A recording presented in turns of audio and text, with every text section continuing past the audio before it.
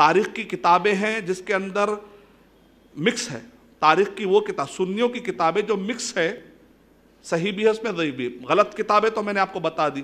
جو مکس کتابیں ہیں البدایہ والنہایہ ابن کثیر رحمۃ اللہ علیہ کی، اس میں صحیح بھی ہے، من گھڑت بھی ہے، ضعیف بھی ہے۔ ابن کثیر رحمۃ اللہ علیہ کا نام سن کے دھوکے میں نہیں آ جانا۔ التاریخ الاسلامی 50 جلدوں میں امام ذہبی رحمۃ اللہ علیہ کی، اس کے اندر بھی مکس باتیں آپ کو ملیں گی۔ اس کا مطلب ہے سنیوں نے بھی کتابیں لکھی تاریخ میں، شیعہ حضرات نے بھی کتابیں لکھی ہیں، لیکن وہ جو رافضی جنہوں نے فتنے برپا کیے ہیں اس کا اثر شیعہ کی کتابوں پر بھی پڑا، سنی کتابوں پر بھی پڑا۔ دونوں کتابوں کو بھی چیک کرنا چاہیے، قرآن مجید کا حکم ہے۔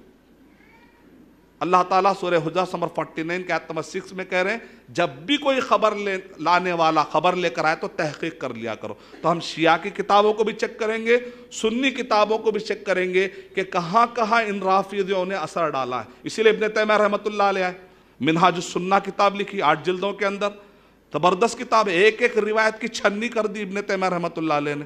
العواصم من القواسم ابن العربی زبردست کتاب ہے، اگر آپ پڑھنا ہے تحقیقی طور پر ان واقعات کو تو آپ یہ کتاب پڑھیں۔ تیسری کتاب مواقف المعارضہ، مدینہ سٹی کا پی ایچ ڈی کی کتاب ہے، الشیبانی کی، زبردست کتاب ہے۔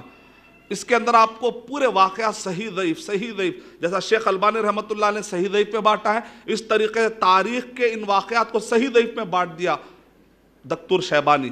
چوتھی کتاب ہے جو اردو میں ہے، میں آپ کو پڑھنے کے لیے مشورہ دوں گا ضرور، شیخ عثمان الخمیس، فی الوقت کے سب سے پاورفل ڈیبیٹ کرنے والے، جو لوگ بھی صحابہ اکرام پر، آل بیت کے بہانے، کربلا کے بہانے، صحابہ پر یا معاویہ رضی اللہ تعالیٰ پر یا یزید بن معاویہ پر جو طعن و تشنیع کرتے ہیں اس کے زبردست جواب دینے والے، آپ سنی کی کتب تاریخ یا شیعہ کی کتب تاریخ دونوں کو بنیاد بنا کر بھی بات کریں تو آپ کہیں تحقیق کریے بھائی۔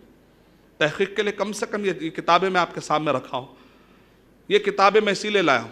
اس کے اندر آپ دیکھیں گے تو اہم کتابیں میں نے پوری لائی تھا۔ تاریخ ابن کثیر ہے اس میں، تاریخ ابن کثیر البدایہ والنہایہ کی، تاریخ طبری ہے اس میں، ایک جلد لایا ہوں، 13 جلدوں میں، 12 جلدوں میں، ایک جلد اٹھا کر لایا ہوں میں آپ کے سامنے، تاکہ میں آپ کو بتاؤں کہ یہ سب کتابوں کو پڑھنے کے بعد آپ ایک رائے پر پہنچیں گے تو ہمارے لیے بہتر ہے، ورنہ اپنے ایمان سے ہاتھ دھونا پڑے گا۔